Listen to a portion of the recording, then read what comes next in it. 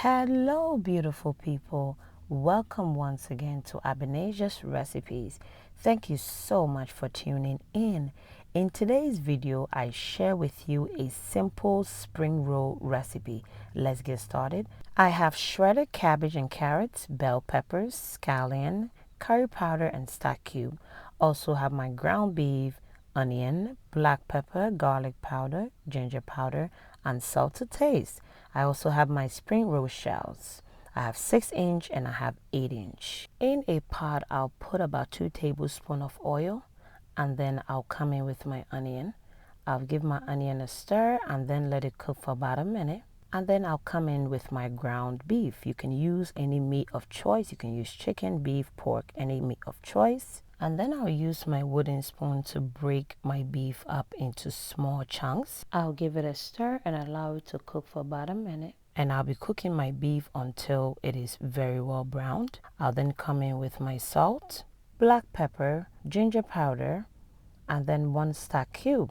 I'll break it up and then add it to my beef. I'll give it a stir, and then I'll allow the beef to cook for about 2 more minutes, and then my beef is ready to be taken out and put on the side. In the same pan, I'll add about 2 tablespoons of oil, and then I'll add in my shredded cabbage and carrot.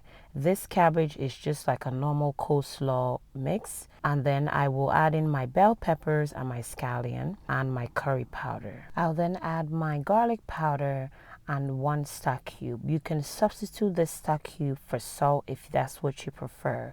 And then I'll give it a mix. I'll saute this for about a minute, and then I'll add in my beef. The goal is to not make the vegetables too soggy or too overcooked.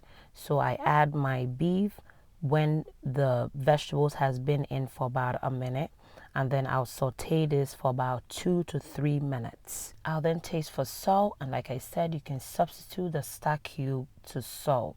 My filling is ready, so I'll remove it from the pan and then transfer it into a bowl to cool down, maybe just for about a minute or 2.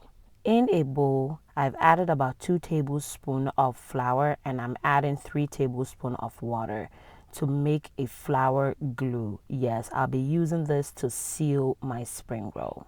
Okay guys, so I've put my spring roll shell in a diamond shape, and I'm putting a tablespoon of my filling, and then I'll fold in the side that is closer to me, roll it once, and then fold in left, fold in right. I'll fold in the right again, and then I'll begin to roll, and then fold in the left again. And then when I get to the end, it should look like a triangle, and then I'll use my flour glue to seal the spring roll, just like so guys. And there we have it. I'll go ahead and repeat the step one more time. So my spring roll shell in a diamond shape, a tablespoon of my filling, then I'll fold over the side that is closer to me, then I'll roll once, then fold in left, fold in right, and then I'll begin rolling. Then I'll fold in right again, fold in left again, and then begin rolling until I see a triangle shape, and then I'll seal with my flour mixture. All right, I'll repeat it one more time. So a tablespoon of filling, then I'll fold in the side closer to me, fold in left and right, then I'll fold in right again, fold in left again, and then roll until I see a triangle shape. Then I'll seal it with my flour mixture. All right, so I'm doing this a few times for you guys to see. So always the spring roll shell in a diamond shape, and then you fold over the side that is closer to you, then you roll it once, and then you fold in left and right, and when you get to the end, you should see a triangle shape, and then you seal it with the flour mixture. All right guys, so I'm doing this a few times for you guys to see it, and this is pretty much how you roll a spring roll. So with a 6-inch spring roll shell, you only need about a teaspoon of the filling, and then you repeat the same rolling process again. So the shell in a diamond shape, and then a teaspoon of the filling, and then you fold left and right, and then you roll and you seal it with a flour mixture.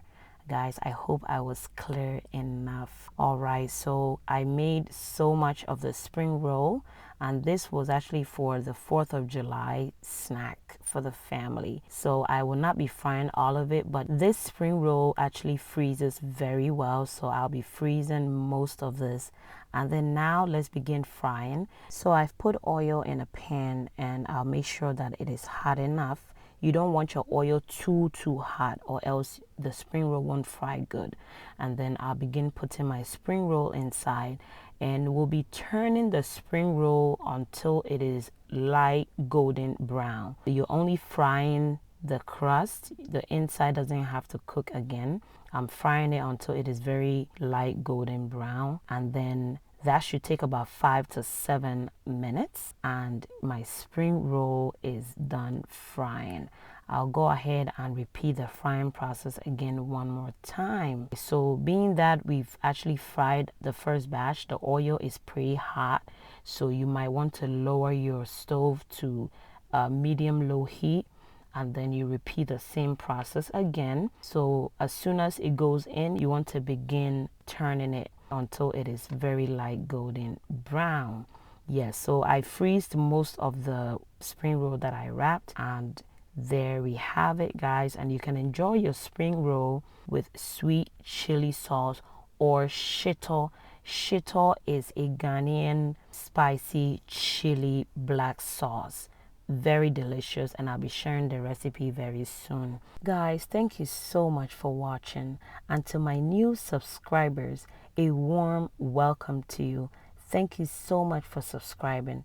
God bless you. Please, if you have not subscribed, please subscribe, like, and comment.